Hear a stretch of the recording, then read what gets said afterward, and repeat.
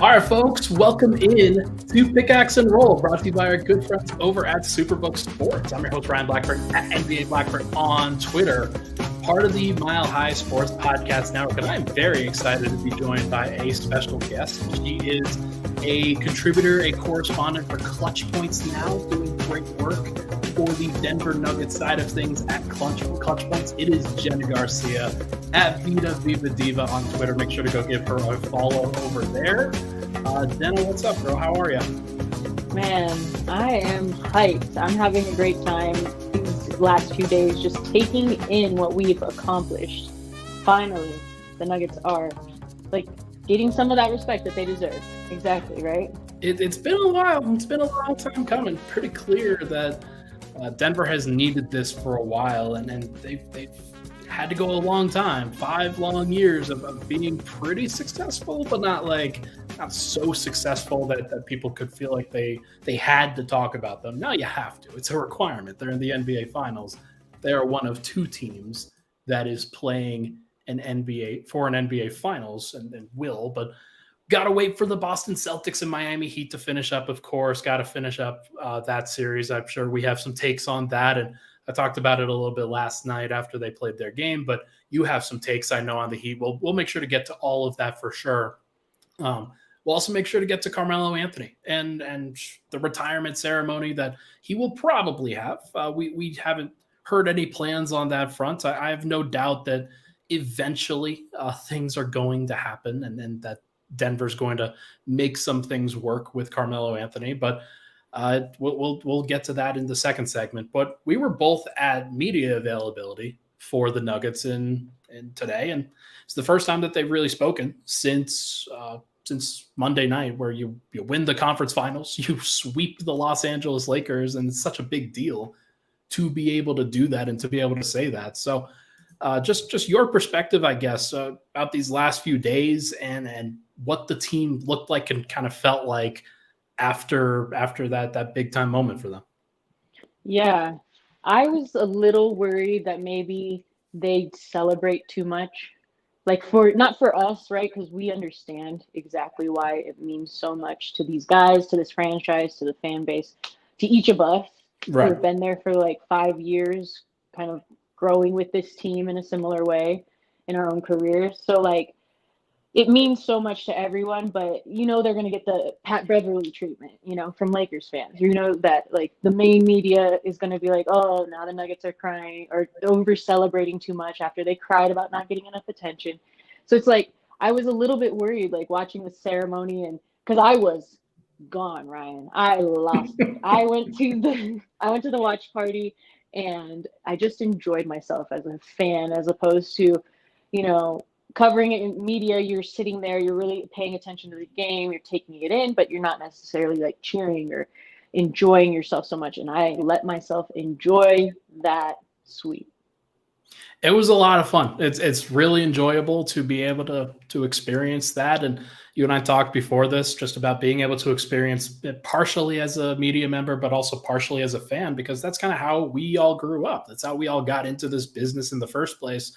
And for some, they're able to kind of cut that off eventually. Like I know Kevin O'Connor has talked about this, about he was a Celtics fan. Now he's not really a Celtics fan. And we'll see whether that actually changes in the NBA Finals if the Celtics actually come back from 3-0. But I do think that there's going to be a lot of folks, especially folks that say that they are unbiased media members, that will probably show up as biased on this and be able to, they'll enjoy it. They'll enjoy all these moments. And honestly, there's nothing wrong with that. It's kind of human nature to just be able to enjoy this moment, especially for a Nuggets franchise that's never been here before. Yeah, absolutely. I think they deserve to enjoy it. From my understanding, they took the day off. I know a couple of the guys went golfing, and then Bruce was at the Rockies game that I also was at. I just happen to keep being at games and places these people are. But Bruce was enjoying himself in an empty Rockies stadium where him and me and 10 other people were sitting, but you still can't sit in the lower seats, Ryan. Okay? Even if it's empty. Not allowed unless you buy a ticket for those seats. But $1 entry, I mean, it's a good time. So Bruce enjoyed himself. He chugged a Jack and Coke on camera. on the big Rocky screen. Yeah, Bruce is a dog, man. Like he chugs the Jack and Coke. He was on the Dan Levitard show yesterday. I mean, he's actually pretty dope. And guess what? Worth talking about. Go figure. Very Interesting. like, hey, some for some reason he's a compelling storyline. He's a compelling figure. Very interesting and interesting to talk about. There's no doubt. But yeah, J.K. Wallace here says, "A man of the people." Like That's right. that dude, like we were just talking about this right before, and like he says a lot. He is not like buttoned up in terms of what he's actually willing to say, what he's actually willing to do. He's a little bit abrasive, but like that's why a lot of people love him. He is very much a perfect player to root for as a fan, I would say. Yeah. Let's now get into some of the talk from today. We won't spend too much time on this because I know I want to spend some more time on the Melo stuff, but practice notes, practice quotes, there are definitely some things that came out of this media availability. I'm like, that's interesting. That's an interesting thing I hadn't really heard before. And the first comes from Bruce Brown. We heard this, and he had talked about this previously. Do you want to expand a little bit about what he said and just talking about his own previous free agency and kind of what his expectations versus what actually happened? Yeah, he was talking about last summer how the rumors were that he had a lot of options, that he had a lot of teams that were interested. And he actually said specifically he hadn't proven that he could play guard, right? He was used in different ways in Brooklyn that really couldn't back up his opinion that he could play point guard or a two guard even. And obviously he's had that opportunity here in Denver, which you got to think has elevated now his free agency this summer. People are probably kicking themselves. You know, there's some GMs out there just like, how did we not pick up Bruce Brown? He was literally out there for 2 days, which I guess he said, and Malone also seems to think like was a long time for Bruce to be out there. And yeah, I'm just glad that he got to sign with us, but I think he's going to be expensive next year. Oh, there's no doubt. Like, I don't know which team is going to find a way to pay him, but some team is going to find a way to pay Bruce Brown. That dude has earned it. Like, he's earned this money. He's earned this opportunity for sure. And what that's actually going to look like from a contract perspective, I don't really know. But what I do know is that Denver, the max that they can actually offer him is not very much. And he talked about that a little bit, and he actually talked about that in this. Just said he hasn't thought about free agency this summer, but Malone actually asked him about his contract at practice, apparently, according to him. Bruce said today at practice. That's pretty interesting to me that Michael Malone already kind of laying the groundwork in terms of, please, Bruce, please come back.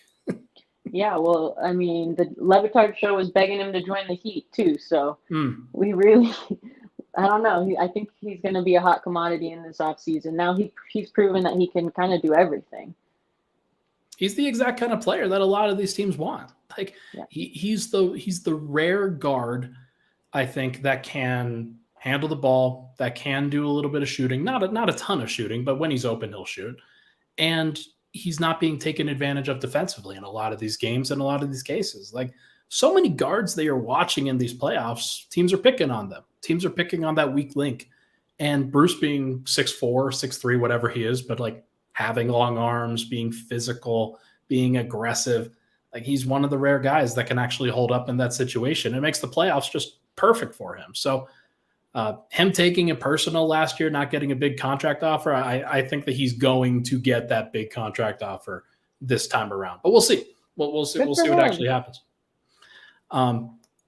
Let's go to Jamal, who I thought was a little bit more mellow. He was definitely interesting and insightful in this one, but a little bit more mellow. There was actually one that I wanted, like this one in particular was pretty fascinating. But one of the other questions was, it was about the Rui Hachimura adjustments and him reacting to that, which that was pretty funny. What do you recall from that particular moment today? Oh man, he said he wanted to make a joke, right? Yeah. Yep. And I don't know. I want to get your thoughts on what joke you thought he was going to make, but probably something around like Joker's stat line from the night, right? Yeah. Or something, because it's like, yeah, Rui did do better on him than Anthony Davis did, but I don't know if that like says all that much about Jokic as much as it does about your two defenders over there. You know what I mean? Oh yeah, no. I think the funniest aspect of it is that they could not defend him one-on-one with Anthony Davis, so they're like, okay, let's get Rui Hachimura on him. Like, It's hilarious. That is a hilarious thing that a team has to do when you're trying to cover Jokic with somebody like that. And Jokic is he's unstoppable, and there's no doubt about that. But that to me was pretty funny. He was trying to make it. It's kind of like his brother. I've got 47 quote that he had to Vic Lombardi, which was hilarious too. But there's just a lot. Jamal's a little bit of a troll. He likes playing the part of troll, I think, a little bit. Just in terms of I'm gonna dig a little bit at your weaknesses and see what you're sensitive about, and then pick at it for the rest of the game and the rest of the series. Yeah, and he can talk. Oh yeah, that dude, he knows what he's doing. So like the funniest one was when Jokic hit that shot, and I don't think that Jamal had enough time like in that game 4 to actually say anything to the Lakers bench. But he just looks like he's standing right there. Yeah. The shot goes in and just turns around and looks at them and appreciates the level of like dismay that's on their faces. And like he's just like, yep, that's what it's all about. Just right there. Just enjoying it. Right. Like y'all didn't want to believe me. Didn't. Absolutely not. Also said today, there was a question that was asked about, hey, are you not upset, but like, are you trying to go for the NBA Finals MVP trophy? And because he didn't get the Western Conference Finals MVP, he did have a legit claim until Joker made some of those crazy shots at the end of this last game and then hit the game winner in this last game in game 4. But Jamal says, quote, "We're just trying to win a championship. If you win a championship, everybody eats." And that was part of his entire sentiment too, of like, hey, this team is a team. It's not just Jokic, and he's pushed back on that a lot. He loves and respects Joker, but he knows that you can't win with just one person, right? Yeah. No, and they wouldn't be here without Jamal.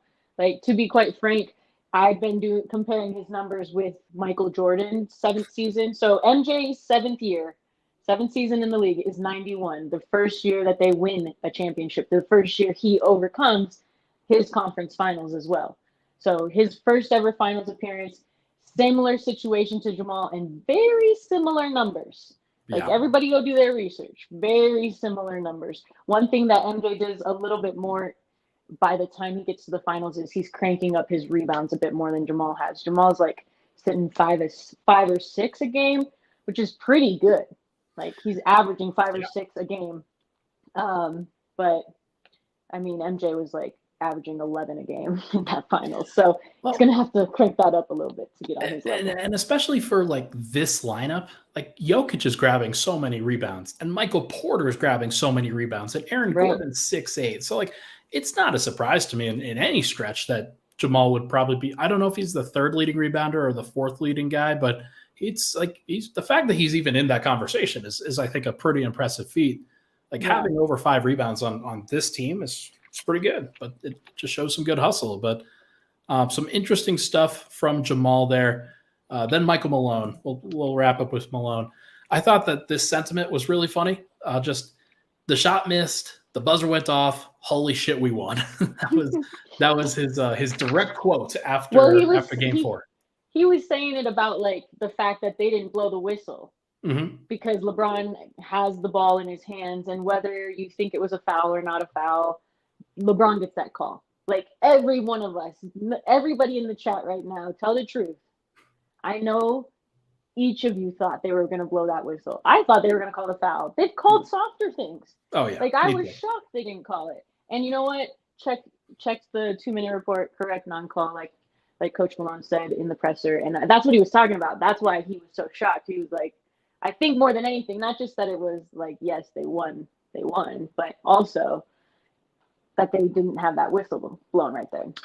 It's not a surprise to me either, though, that he's one of those guys that gets so caught up in the moment that he didn't allow himself to think about, okay, if he misses this shot, then they actually win the series.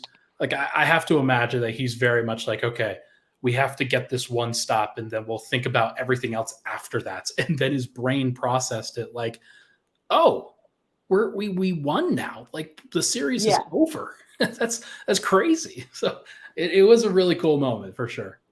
Yeah. And I don't think I mean, I'm not sure. He said like something about it being the fourth game too. So I think, like there was a chance that they could win one. Yeah. No, 100%. 100%. And we've got some comments in here that agree with you for sure. Definitely thought that LeBron was getting that whistle. They blew that whistle every other time. Why wouldn't I think it at that moment? It's like, that's completely fair. Totally fair. Totally fair. Malone expected that too. Yeah, no, it's very true. A couple more thoughts on Malone. This one I think stands out for sure. I know that my quotes were very, like my mentions were blowing up because of this one, and people were attacking Bones Highland in my mentions for this one. Michael Malone said, quote today, where guys don't fit into the culture, they're not here anymore. ... If you're going to win at a high level, you can't have any distractions. And look, he wasn't just talking about Bones, people. Like I want to make that very clear that it wasn't just about Bones Highland. Now that's a very high profile example from this season, but you could go back to Yusuf Nurkic. You could go back to Jordan McRae, who was they traded for back in 2020 and decided, it's not actually what we want. So that's not actually what makes sense for our team. And that he was eventually gone. There's a lot of guys over the years that like, hey, you didn't fit into the culture. You didn't want to buy into this vision that we have. Yeah, we have to move on. And I think that Bones was just kind of the one that caught the crossfire here. But it is interesting to think about Denver's culture and Michael Malone being a big part of that, and how this is the reason that they won. It's not the other way around. It's part of the culture for sure. And I have to think that Bones was just kind of like the tip of the iceberg, or like the final straw, because there were other guys that were frustrating. Like Bull was on the team. Oh yeah, that's right. Michael Porter Jr. has been frustrating for Michael Malone, in his first few seasons. So like there were other guys that he felt like he was, not to like make it, I don't think it was a slight at Bones. I think he was more speaking about like his culture for the team. They're very locked in. Jamal comments on it too, saying that they want no distractions. They just want to focus on them and what they're doing right now.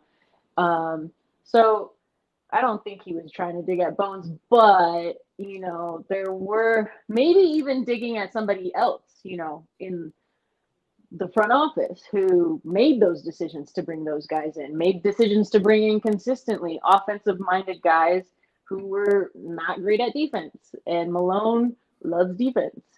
And why would he do something like that? Let me just pull off my best Brian Windhorst impression. Why would they do that? Why would he say that? No, you're right. Like there's something to it, and it's a good thing that Calvin Booth has brought in the right people, right. Keep your third eye open, Yeah, that's third eye open, baby. That's shout out to B-Ball Illuminati guys. That's a good one right there. Anything else that you want to talk about from the pressers before we take a break? Nope. Perfect. Let's take a break. When we come back, we are going to talk about Melo. We're going to talk about the impending retirement and the impending ceremony, and hopefully the ceremonies that will come from this. But first, everybody, this podcast, as you know, it's brought to you by our good friends over at Superbook Sports. Bring that big bet energy this summer with Superbook. They are the most trusted name in sports betting, and right now you can use promo code MileHigh to score up to $250 with their first bet bonus. Just make sure to sign up, and they will match win or lose. They'll match win or lose your $250 up to $250 with promo code MileHigh. Simply visit superbook.com or download the Superbook Colorado app, which you can find in app stores. Doing a lot of great things over there at Superbook. Just make sure to enter the promo code MileHigh, and you'll get $250 courtesy of Superbook. Gambling problem? Call 1-800-522-4700. We'll be right back on Pickaxe and Roll.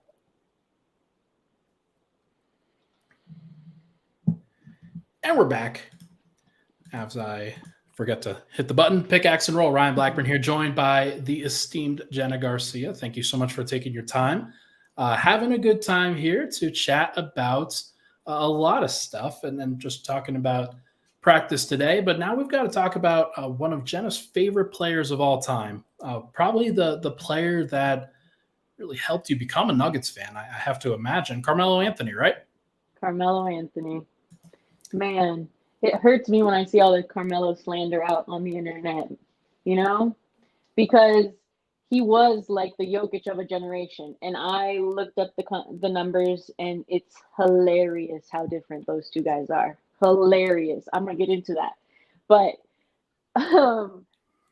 he still was like an elite shooter, an elite scorer, three-level scorer, could score any bucket you asked him to get. In that way, him and Joker are kind of similar.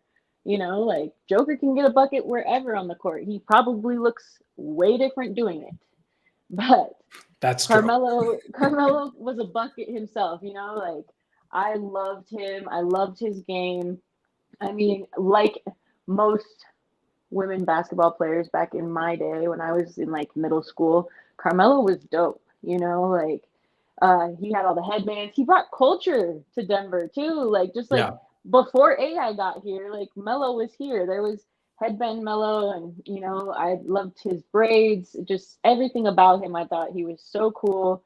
I had a Syracuse fan in the family, so I was influenced a little bit there.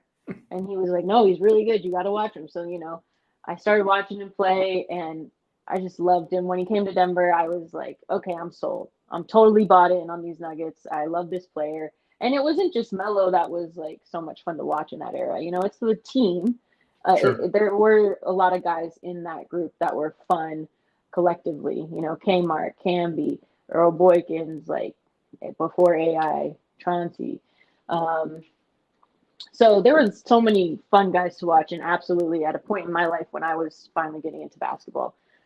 I'm glad that he's retiring. Like, I think even though everyone thought he was retired like 2 years ago, I knew he was still playing. And so, it was nice to see him do that little video. And I thought it was really cool to like put the spotlight on his kid, because I can't imagine how much pressure it is to just be an NBA player, let alone be one as great as your dad and then constantly be compared to him. So I actually thought it was kind of cool that he like passed the buck to his son and was like, let's focus on you now.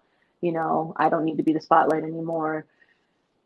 Good for you, Melo, So at some point he wrestled with ego, right? And has maybe got a better grasp on it now. So, and I appreciate that. But he was a different type of player. Like, I don't think he could, like, in today's NBA, he's not efficient. Like, high volume shooter.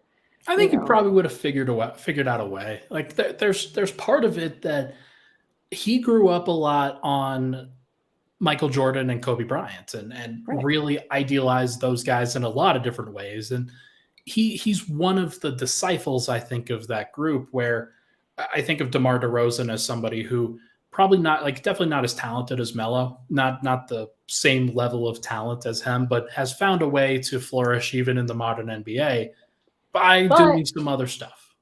Right. That's the difference. Even including DeMar, the three people that you named all play defense. Yeah. And Melo didn't. I mean, I'm pretty sure I did see him like down in defensive stance. So he There are could some argue pictures. a case. There's some pictures at times of him being in a stance. There's evidence of that somewhere, right, on the internet. Please tell me there is. I hope there's got to be like one picture out there. But he wasn't a very good defender. He didn't put the work in. He could have been a great defender, but I don't think he really put the work in.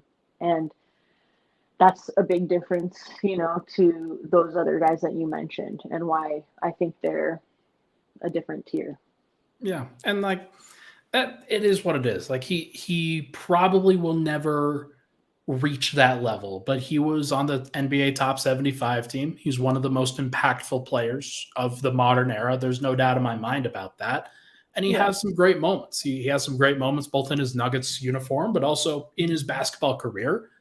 Just focusing on the Nuggets side of things, like his battles with Kobe over the course of this era were awesome. as were his battles with LeBron James. When those guys come up, and like those guys were going back and forth with each other for a long, long time. And like those were Melo's best years, were when he was battling LeBron and going toe to toe with him. And that was always that was really cool. That was really fun. I remember the game where they both had like 40, 45 points, and like LeBron hits a game winner, and then Melo hits the game winner right back. Like that's just kind of how it was. Yeah, no, he was so much fun to watch, so dynamic, kind of like watching just like Steph or somebody like that from the next generation. Steph, KD's kind of the same generation, similar feeling, but you're just mesmerized by how clean their shot is and how they can get their bucket wherever they want. Like, man, he was awesome to watch. I fully started like watching the NBA and really caring about the Nuggets right at the tail end of Melo's tenure. And then I remember the exact place where I was when Melo got traded. I was in the park, not the park, in the driveway of my aunt and uncle's house. And it was the first time that smartphones were really a thing and internet was really a thing on a phone. And somebody pulls out their smartphone and was like, did you know that Carmelo just got traded? I'm like, oh, it finally happened, because it had been such a long thing. And this is like the only thing that had been going on at that point. And it was a painful time. It was a painful time as a Nuggets fan at that point, but that's really when I first got started. So I never really adopted Melo before that. And the only other times that I had really appreciated him were when Denver was battling against him and when he struggled winning in Denver. I don't know if he's ever actually won a game in Denver yet. Like maybe he has, but maybe I think he finally got one with like Portland. Oh yeah. That would make sense. Yeah. Oh yeah, that's right. It was like, but it doesn't count because it's not like he was playing. It's not like the same thing as like he was okay. Like he was not. It wasn't like, hey, I'm a superstar in that time. But he gets buckets, and he was getting buckets all the way up until he wasn't in the NBA anymore. So he definitely had that, and there were definitely lots of things there. But it was tough. It was tough for me, not trying to say it's tough for me. Oh my gosh, but it just in terms of I was never on the Melo train as many Nuggets fans were, and then I never had my heart broken in the way that many Nuggets fans I think felt. So trying to be sensitive to both sides of it, where on your side of things, you're like, hey, like I love Melo. I appreciated his journey with the Nuggets, bringing stuff that like I never appreciated because I was like 12. Like I just never like fully understood it, and I was never really understood what I was watching at that point. But no, he clearly meant a lot to like bringing actual basketball culture to the city, and like it's been like people call it a dusty old cow town still. Like that's what they still call Denver, which that's hilarious. Unfortunate and probably not true anymore, but it was true for a long time until Melo got there. Right. Yeah, absolutely. And you're right. He was getting buckets, and this man is like a couple days away. His birthday is the 29th. So you're a real Melo fan. You're going to lock in. Make sure you tweet at him. Happy birthday. But he's going to be 39 on the 29th. Holy shit. So like crazy. He was getting buckets, He's a little bit older than LeBron. Probably like same year, but months or something like that. But I did compare the two players, like just looking at some of their stats and stuff, and obviously Joker's way more efficient. But the one stat that really stood out to me was, I want you to guess how many triple doubles Carmelo Anthony had in his career, in his whole career. Wow. Well, he didn't pass the ball that much, that's for sure. But I mean, he probably had 10 assists at least a few times. So I'm going to guess 1 or 2. 2. Man, I'm right on it. Triple doubles right in on his it. entire career. And you're right. Like, I don't have his basketball reference page pulled up on here on my phone. I had it on the iPad, but I think his career high assist was like 11. 11. So he hit 11 one game, and his career rebounds weren't even that high either. So, he definitely would not have fit in to the current culture that's in the Nuggets locker room. Yeah, but I also think that players change and players evolve, and like to me, he seems like a player that like he grew up doing that, and it got him so much success, and then he was he wanted to be that style of player, and like he was able to have some success. And obviously you go to a Western Conference Finals with the Nuggets in '09. He had a nice series in 2013, I believe it was, either 2013 or 2014, with the Knicks, getting traded to the Knicks, and like he's had some great moments for sure. The two that really stand out though are non-NBA moments to me. Like it's winning the championship at Syracuse and just being the most dominant force in college. And then I Team think it's USA. '08 Olympic team, if I'm not mistaken. Exactly. Yeah, Team USA. That was an awesome tournament for him. He played incredible.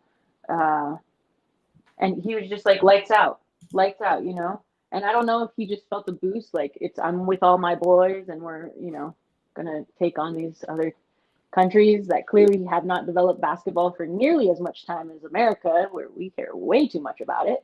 Right. But I care way too much about it. But you know, he actually did perform really well in that tournament at the Olympics. And then I agree with you, Syracuse was probably bigger than anything that he did in his career. He did win the scoring title, I think, 2012-13 season. Yeah.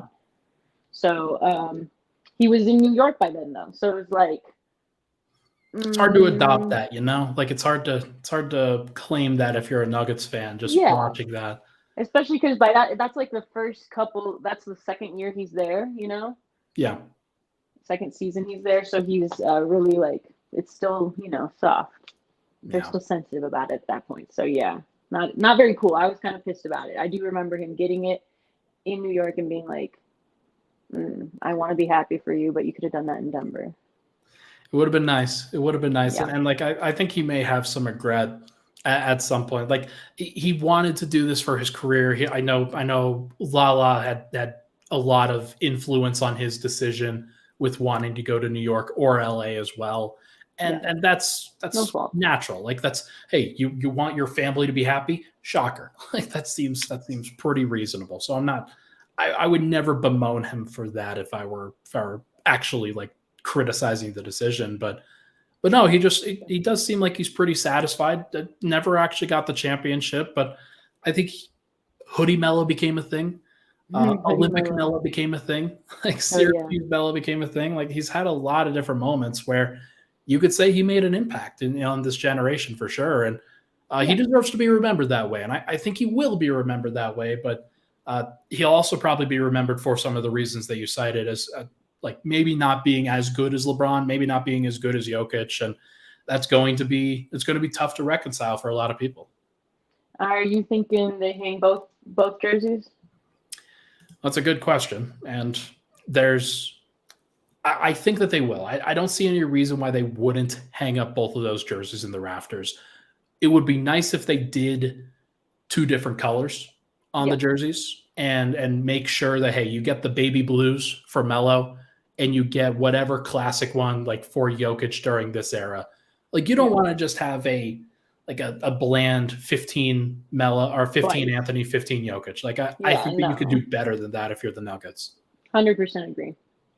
Like you might as well, because like when you think of Melo, you think of the baby blues. You think of those jerseys and that color and like his braids. Honestly, that's what I think of when I think of Melo in a Nuggets uniform like that. So actually, Ryan, that reminds me. I was searching right before we got on, which is why I was a little bit late, for a photo of myself when I first started playing basketball. Right, so it's probably like between sophomore and junior year of high school. Sure. We went up to camp in Montana, and first day of camp, I break my nose.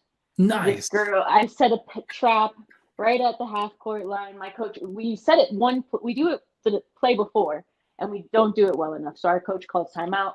She rips my ass, man. She was just like, you're running slow. She always telling me I'm slow. So she's like, you're going to run it again. This time, make sure your feet are like, crossed over with your teammate who's setting the trap for you. Otherwise, she'll break through the middle. So we set it. We run it perfectly. This girl turns her elbow, smacks me in the nose, and I break my nose. I have 2 black eyes. And that entire camp, I couldn't go home because my parents were in Mexico at the time. And I was just like high on medicine from the doctor. I lost so much blood, like it was crazy. I had 2 big circles, and I just was so hopped up on all my meds that I had all these like a headband, baby blue, baby yellow, like other baby blue wristbands, and I had this big mellow tee on, and I walked around the entire place, like the entire tournament like that, and I just kept telling people that I played like Melo, but I didn't play like Melo at all, and my face was just broken. I was just high. But I was trying to find this picture, and I couldn't find it for you. Yeah. And, but I did grab another one that's pretty funny. Since it's my birthday and everything, I got a birthday pic from another birthday here. I love it. Way long ago, and I have a mullet, so y'all can. Oh, hell yeah. It's hilarious. That is pretty adorable. Bad. So, yeah. I was like, well, I didn't find the Melo one, but I'll show them this embarrassing, because that was really embarrassing. I wanted to do a little self-deprecation on here. That's awesome. No, that's great. And those are, I was going to tell the audience at the end that it was your birthday today, and just everybody go wish Jena happy birthday in the comments for sure. And that is amazing. So funny, hilarious. So freaking funny.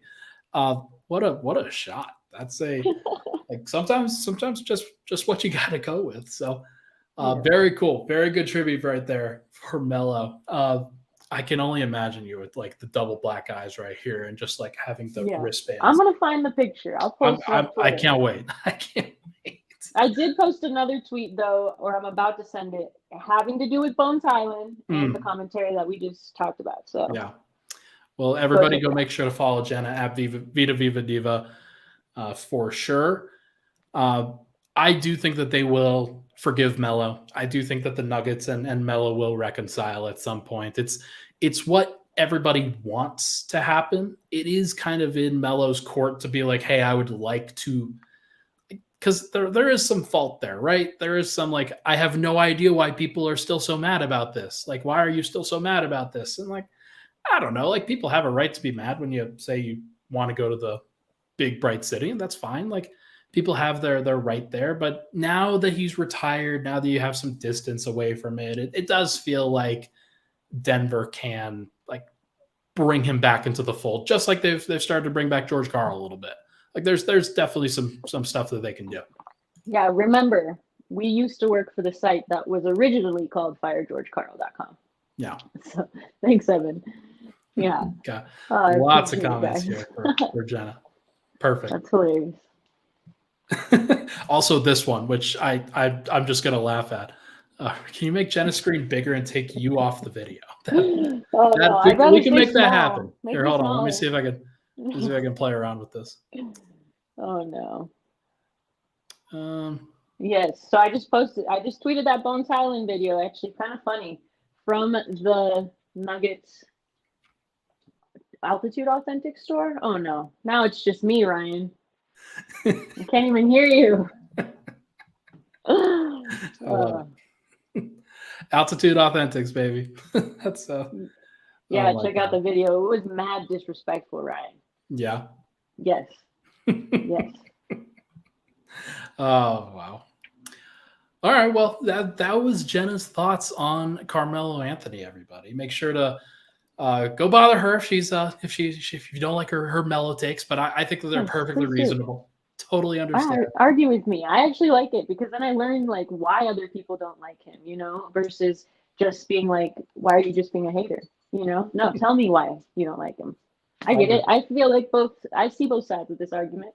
Yeah. But I still think he deserves like mad love. He was still a huge part of this league. So at this point, absolutely. I'm with you 100% on it. All right, everybody, let's take a break. When we come back, we are going to chat just a little bit and wrap up on Celtics Heat. And then Jena's got some takes on the Miami Heat especially. Should be interesting. But first, a message from Sandy Clough and Sean Drotar. Hi, I'm Sean Drotar. This is Sandy Clough. Make sure you catch us from 2 to 4 p.m. every day on Mile High Sports, especially now, Sandy, as the Nuggets have the best chance ever to win an NBA title. It's basically all Nuggets all the time at the present time, but we talk all sports from 2 to 4 every day. That's right. Every team, every day, right here at Mile High Sports. All right. Appreciate everybody for hanging out. Make sure to give this a like if you are watching along on the YouTube side, and make sure to go follow Jena on all of her socials as well. Jena's putting out TikTok videos. Jena's putting out Instagram clips, and she got a lot of great content out there that I'm sure everybody will want to consume, especially if you're a Nuggets fan. Like Jena, she caters to the Nuggets audience for sure. So make sure. And if you love sports betting, if you want to put out a good Nuggets parlay that'll actually win, come find me. Jena's got a good record. She's had a good record all year. That's exactly what you're looking for when you're looking for a sports betting expert. And Jena knows her stuff. She's got the numbers, and we talk about this a lot when we're at the games. And Jena, she's got it down to a science on exactly when to bet certain numbers of threes and numbers of assists and things like that. It's the perfect stuff. So. Well, right. Luckily Ryan tolerates my ever hopeful. I believe in them so much. I made most of my money betting probably in the bubble because I just knew this team was going to come back. And I said it at the end of game 2 up in the press box. Most of the people up there that night around me were TV people, and they all were like, "Oh no, the Lakers are getting this one. The Lakers are getting this one." And I was like, do not doubt this team. Let me promise you one thing. Do not doubt this team, especially not at home. What are you talking about? So I knew they were going to play this well, but I mean, you knew it too. And we always believed. And we know there are some of the people in our own press box who doubted them. There's a lot of folks. And I think honestly, that's a part of that is just the Nug life that's taken over for everybody. There's a lot of people that don't believe that Denver's in this position, and they're still pinching themselves, trying to wake up a little bit from this actual moment. So it is cool. It's cool to be on the other side of it, and hopefully Nuggets fans can survive and actually get to see this all the way through. So should be good. Let's wrap up though. Jena's thoughts on Celtics Heat. This is how I titled this, and we can go any number of different directions, but I know that you were a believer in the Heat. You always thought that with Jimmy and Bam that they have the capability to do it. But once they drop to the 8th spot, in the playoff picture, I'm like, okay, they're 44-38 during the regular season. They lost a game to, gosh, who did they lose to? Atlanta? They lost to Atlanta in the playoff game. Yeah. What are you guys doing? There's no doubt they should have probably been out well before this based off of what they did during the regular season. But that's just what they do is they turn up during the playoffs. And I think you're right on that. Yeah, they hustled us during the regular season because they were the worst 3-point shooting team. And then they go and become the best in the playoffs. Y'all, I know you were messing with us. Because that's just not possible. We've been told over and over there's no switch. And yes, Jimmy Butler has a switch. If anyone has a switch, it's got to be him. But I was out on them after they lost to Atlanta. I was like, no, I can't. They're not going to compete with Denver because that's what I've watched as much as I've, probably second most is Heat. But I've watched so much of Denver that they didn't seem like they could. After that game against Atlanta, I was like, that team just can't score. And that's still my thought about that team. They're a low-scoring team. We just saw the other low-scoring team in the Western Conference Finals, and they blew them out of the water. The Lakers had a lot of low-scoring games that, because their defense gets stops. Right. But the Heat do too.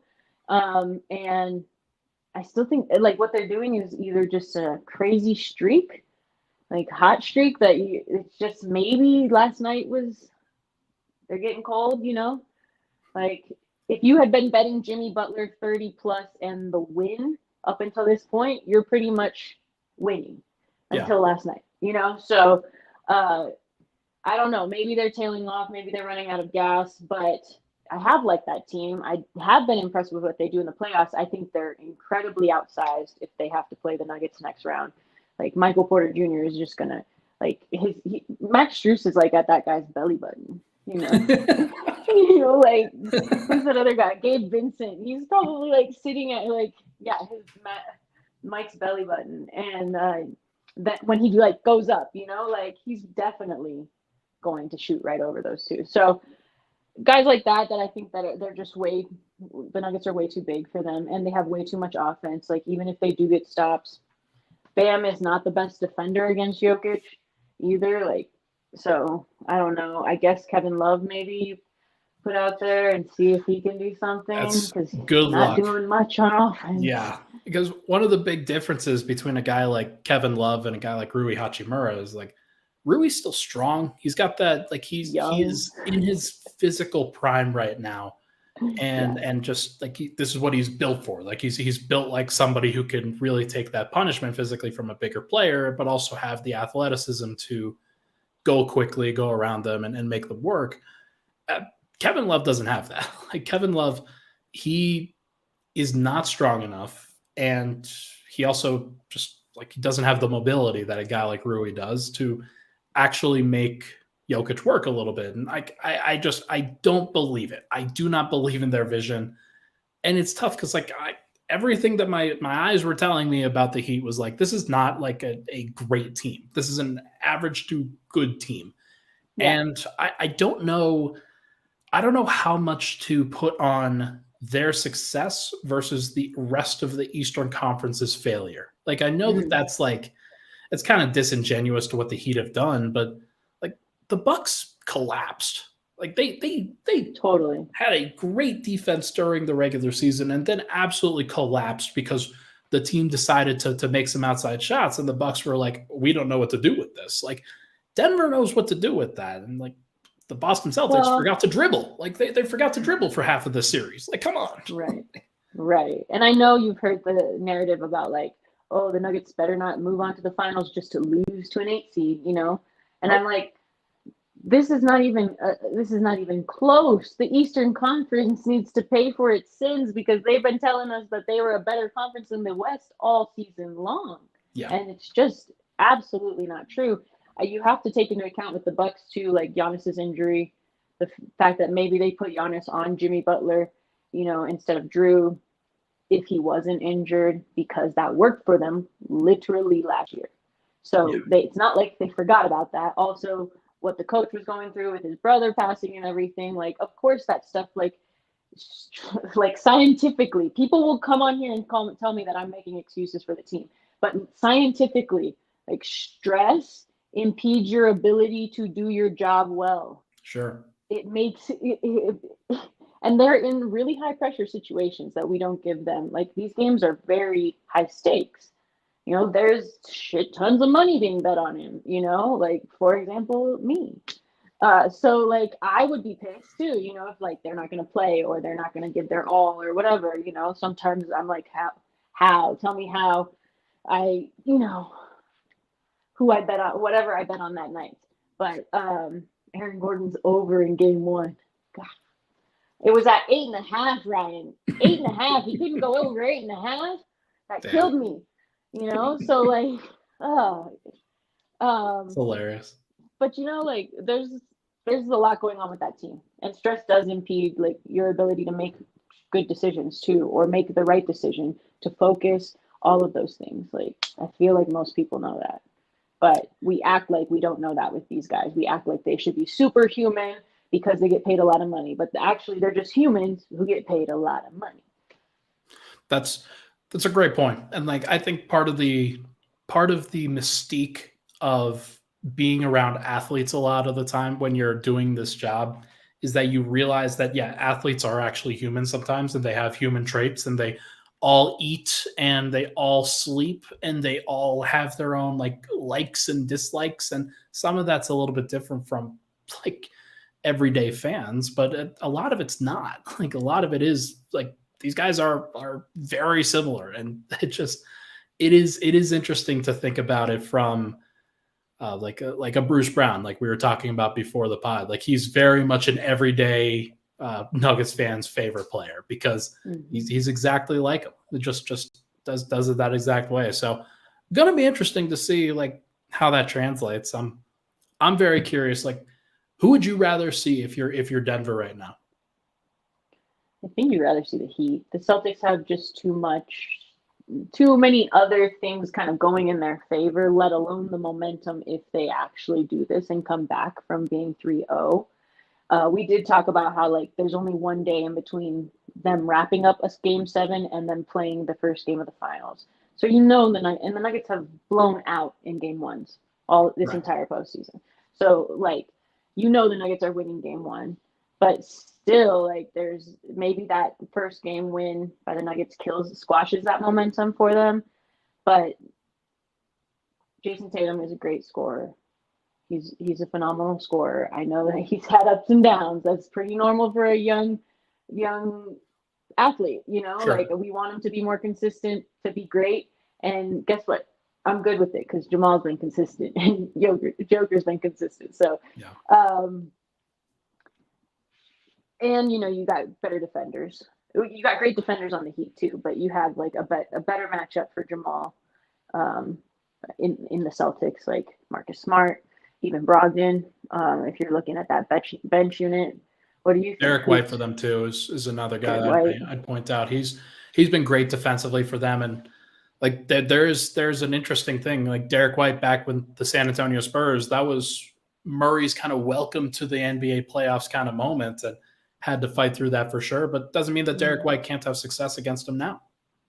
Yeah, but I do think like either way, the Nuggets win the series. Like the Celtics they've been like knocking at this door a couple times, but like we said, the Eastern Conference is not as strong as the West, and so they've had easier paths to get there too, and obviously they've had less injury. I mean, Robert Williams had the knee thing, right? Yeah, but other than that. But no, like most of it's been pretty straightforward for both the Heat and the Celtics. Like the Celtics had to battle back from being down 3-2 against the Sixers, but as we kind of know, the Sixers are frauds. So like that's just not. Amen.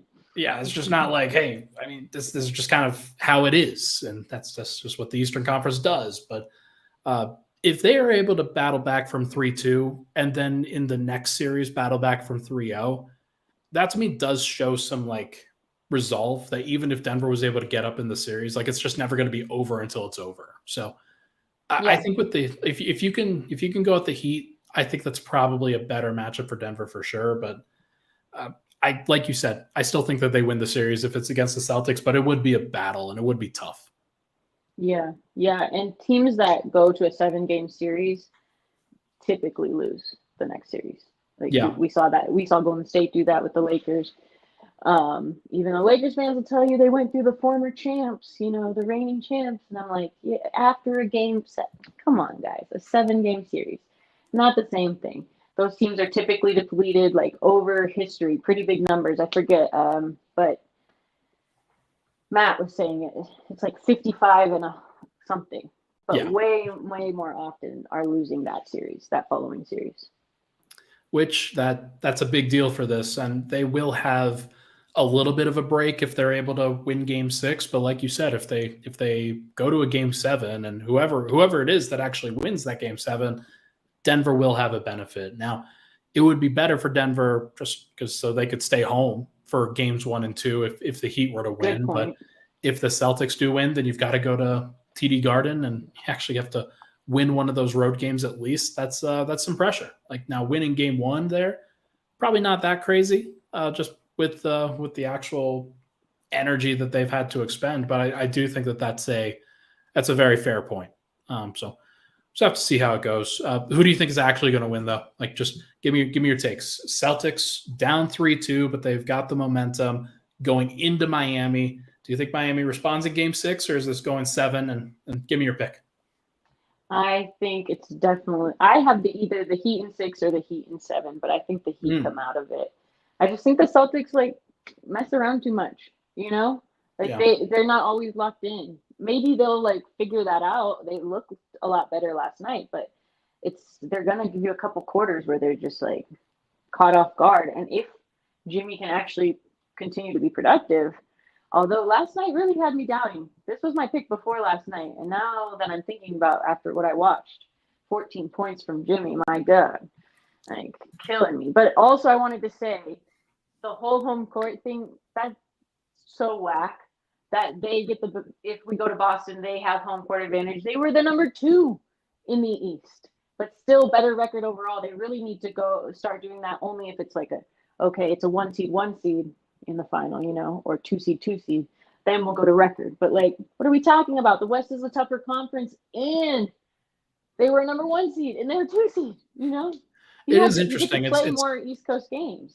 yeah, More like East Coast teams, softer teams. No offense, but offense.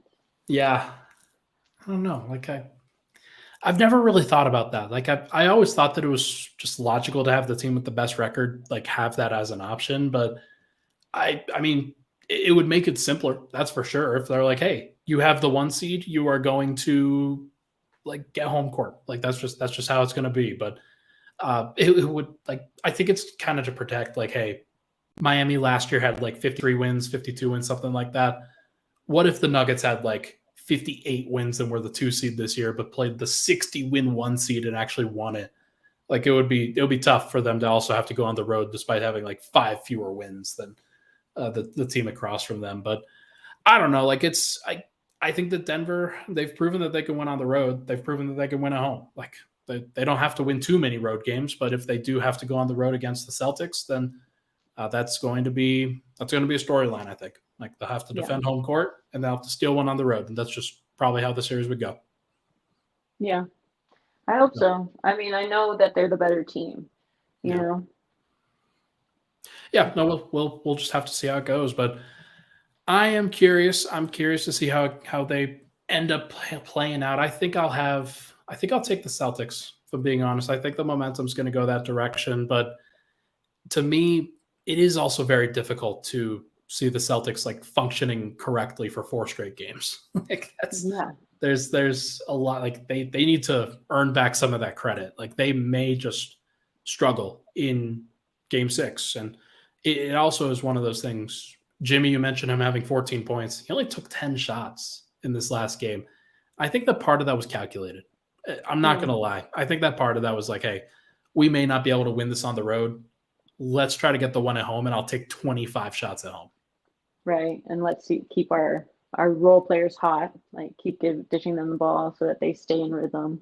Maybe. Yeah. Potentially, for sure. We will see. But Jena, it's been a pleasure to be able to talk to you once again. Your second appearance on the video version of Pickaxe and Roll. I'm a regular now. You are a regular, and it will not be the last. So we'll have plenty of time for sure to discuss it. But folks, that is going to do it for this episode of Pickaxe and Roll, brought to you by our good friends over at Superbook Sports. Thank you so much for tuning into the show. Jena, what you working on right now at Clutch Points, and where can people find your work? Ooh, you can follow us at Clutch Points on YouTube or Instagram, and of course at Viva Viva Diva on all of the social media platforms. But I just did a comparison video on Jamal and Michael Jordan. That's pretty awesome. Of course, like how could you not love it, Nuggets fans? That's the exact content you're hoping for. Everybody, thank you so much for tuning in. Appreciate all the love and support. Make sure to hit that like button on the way out. I'll be on with Swipa tomorrow at 11 a.m. We're going to do Weekends with Swipa. Should be a fun show. Thank you so much, everybody, for tuning in. We'll talk to you guys tomorrow.